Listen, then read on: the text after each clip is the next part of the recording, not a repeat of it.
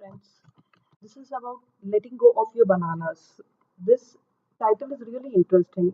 Here the author is talking about how you should become successful by getting rid of things or everything that is rotten in your life. Doctor, this book it was very interesting. The title itself was very motivating. Means I found the title to be a little different, and I felt that I should pick up this book and read because the caption on the book was how to become more successful by getting rid of everything rotten in your life. This presentation is just for an education purpose. I'm just trying to recreate what I have read. And if there is anything which I've not done correctly, please be happy to put your comments down. I would have seen the first part of this book in my channel. I would continue from there. Quick recap over here says what you can do to letting go of your bananas. Make a list of all your rotten bananas. Here the author is trying to tell us that bananas are nothing but situations, people, things which are acting as limitations or which are limitations in your life. So you have to one day prepare a list of your rotten bananas. Decide what and whom you no longer are willing to accept as part of your life. So you should be willing to accept that okay, these things I no longer want to have because they are holding me back. These people are holding me back. So you will have to make that bold decision of making that list, making that uh, sit- making that list and making sure that you move towards your successful life. And whenever you're moving from your source or from your current state towards a desired successful state, there would be some bit of change. That change might bring about some bit of pain, and you should be willing to accept that pain because that change, that pain, each is going to take you towards your successful life, a limitless journey. Make those tough decisions. The author is trying to tell you that make those tough decisions to move towards your successful life and letting go. Embrace the consequences of your decisions. Here he says that the list is prepared by you. You have decided because you know very clearly that these things, these people are, and these situations are the things that are holding me back. Maybe it is about changing a job. Maybe it's about removing few people from your friend list. Maybe it's about certain gadgets which you no longer want to have. Prepare that list because once those limitations are out of your life, you move towards a successful life. Be totally honest with yourself and others. If the friend will ask you, tell them that maybe because you're too negative, the thoughts which you give me are not so positive, not so motivating, it's not allowing me to achieve the journey or the destination that I want to achieve, or the destination that I want to reach. If you need help in letting go of your bananas, get help. Here, the author is trying to tell us that there might be certain situations or certain things which it's not possible for you to get rid of just by the thought. Maybe if you're an alcoholic and you feel that you want to leave, if you're because that is actually upsetting your family, you might have to think about getting help from an external organization. Maybe if you have a bad marriage, maybe you have certain other psychological problems being created by some other people, and you feel that you are not in a position to handle it yourself. Don't hesitate. Go out and seek that help. Remember, you only grow when you let go. So that is the key part of the first chapter, that unless and until you will not let go, you will not grow. So coming back, I'll just read the last paragraph of the first chapter. Take a look around. Life and the world are far from perfect. That's okay because it provides us with a challenge. Your job is to give up looking for perfection in life and trade in for a day to day improvement. Remember, letting go of all your bananas is about daily direction that each day of your life takes. You cannot get transition to the new life overnight, but it will be a daily continuous improvement. As long as you are continuously moving in the right direction each day, despite how difficult that may be at times, you become closer to living a life free of limitations. Remember, improving the quality of your life takes work, focus, consistency, and burning desire to maximize the positive moments of each day of your life. As with so many things in life, there is always a trade off. You have the ability and the power to choose consciously to rid yourself of all the personal limitations. Take stock of every single thing that holds you back and exchange those limitations for a life of limitless potential. A life that is fully, more personally and professionally rewarding. So, with that, we go to the next chapter. Number two, the dash of your life. When was you last visited a cemetery? Yes, a cemetery. You know, the last time you visited someone's gravesite, it all likelihood you stood at the foot of someone's grave, read the words, the dates that were etched on the granite.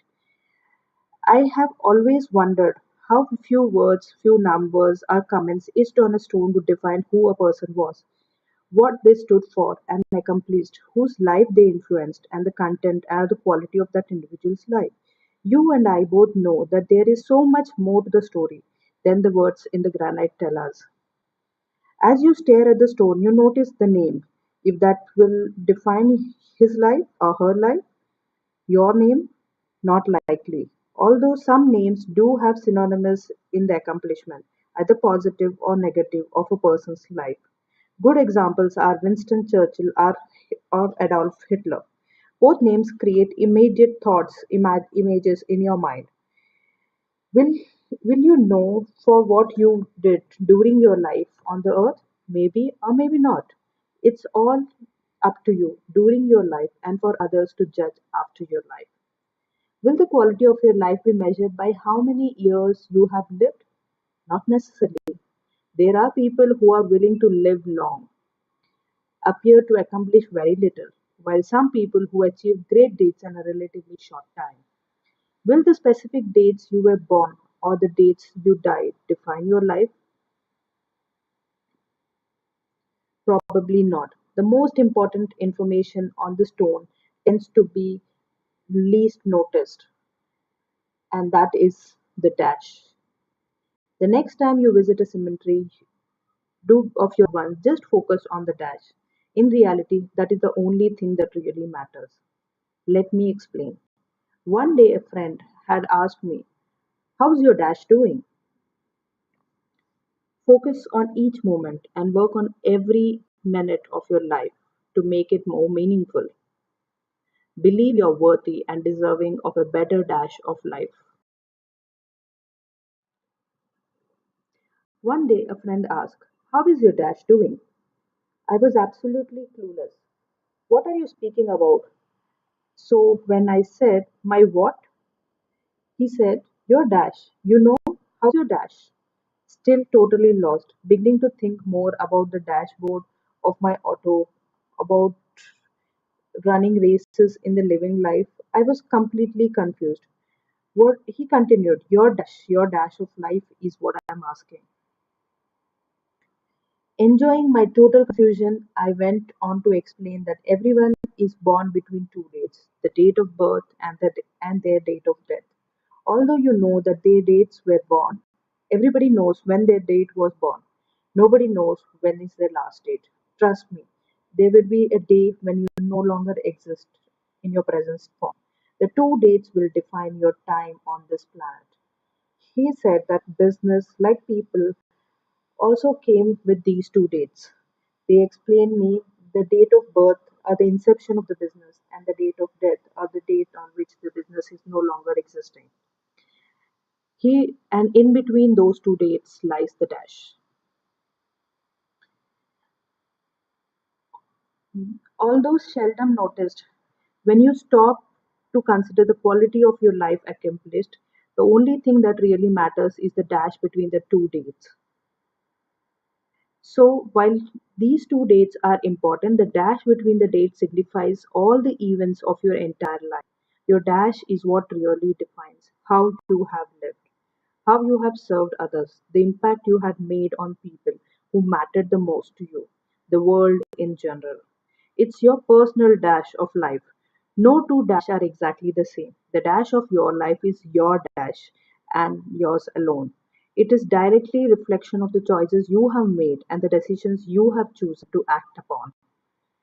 I have always referred to the condition of one's life as an indication of as an individual's QOL, quality of life.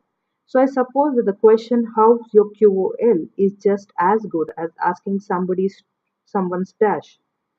I have always found that the people with the best QOL or dash of life are those who go through the life more evolved in giving to others than taking from others. You see, it's not what you take away from life that will ultimately define your existence. It's what you have brought to the party of life that makes you special to yourself and to others. Many years ago, I took a much needed vacation in the island of St. Martin. It was a vacation that I was truly excited about. Having heard so many wonderful things about the island, on my first night I went to a highly recommended restaurant and ordered fish that had been caught in the local waters. Unbeknownst known to me, one of the fish fed in the area where the local industries dump waste into the ocean. They contained a very high level of mercury. At nights I became violently ill. I was unconscious for the first time in my life. My BP went 80 by 40, which is dangerously low. Spent 5 days in the hospital, convinced that my life was over. That I found that I would never make it off that island. As I slowly began to recover, I made some serious decisions about the rest of my life. Living in the moment, because life is best. Life is filled with the unexpected and have fun. From that event until now, I have lived by those rules. I plan for tomorrow but live in now. Make certain that each day is filled with joy and laughter. In order to improve the quality of your life, your dash, there are some things you should consider doing. First, you must embark on and become involved in program of personal improvement. Read some self-help book, act on the information, find a mentor, show you that there is a way to a better existence. Decide to be held accountable for your action. When you do these things, you are on your way to a better, more fulfilling, and more enjoyable existence. Taking yourself from where you are in your life to a better place begins with the decision to make you a better you.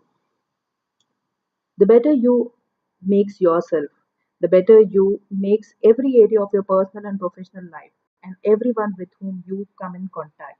The more you elevate your standards of personal excellence, the more you will notice that the people in your sphere of influence raise their standard.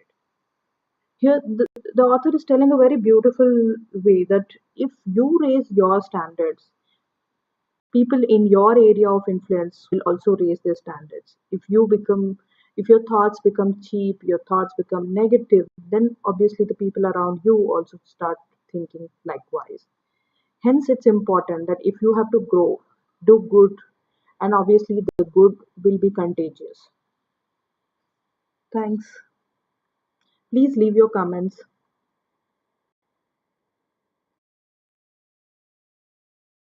So just a quick recap before I close. Focus on each moment and work to give every minute of your life more meaning. Decide to be happy. Give up judging others. There is no point doing that. Eat right, sleep right, think right, and be right. Start working on your physical conditions. Visualize your barriers falling. You made the list in the last chapter, and then you visualize each one of those items, those people, those things are getting off your list. Have a great vacation. You deserve one. Believe you're worthy and deserving of a better dash of life. Thanks. Talk to you soon.